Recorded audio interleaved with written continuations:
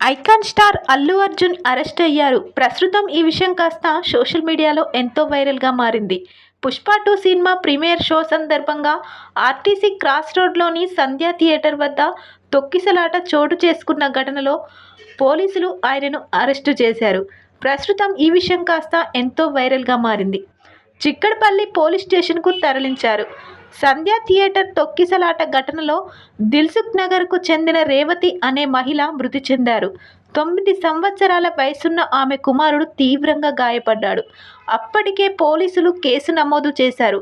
Hero Allu Arjun చిత్ర నిర్మాణ సంస్థ మైత్రి movie మేకర్స్పై FIR పెట్టారు.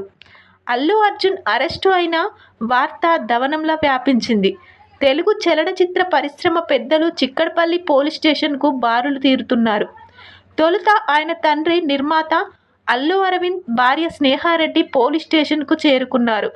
అనంతరం ఆయన మామ కంచర్ల చంద్రశేఖర్ రెడ్డి గారు వచ్చారు. నిర్మాతలు దిల్ రాజు, బన్నీవాసు సహా పలువురు ప్రముఖులు పోలీస్ స్టేషన్ బాట పట్టారు. ప్రస్తుతం ఈ విషయాలు కాస్త ఎంతో వైరల్ అవుతున్నాయి.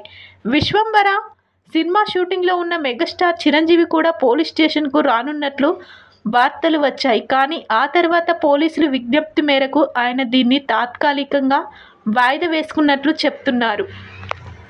ఈ పరిమాణాలన్నింటి మధ్య ఏపీ ముఖ్యమంత్రి పవన్ కళ్యాణ్ గారు ఓ పోస్టు పెట్టారు. కలిసి ఉంటే నిలబడతాం, విడిపోతే పడిపోతాం అంటూ ట్వీట్ పోస్ట్ చేశారు ఆయన. దీనిపై పలువురు అభిమానులు రిప్లైలు ఇస్తున్నారు. మంచి టైమింగ్లో ఈ పోస్ట్ పడిందంటూ కామెంట్ పెడుతున్నారు. ప్రస్తుతం ఈ విషయాలు కాస్త ఎంతో వైరల్ అవుతున్నాయి.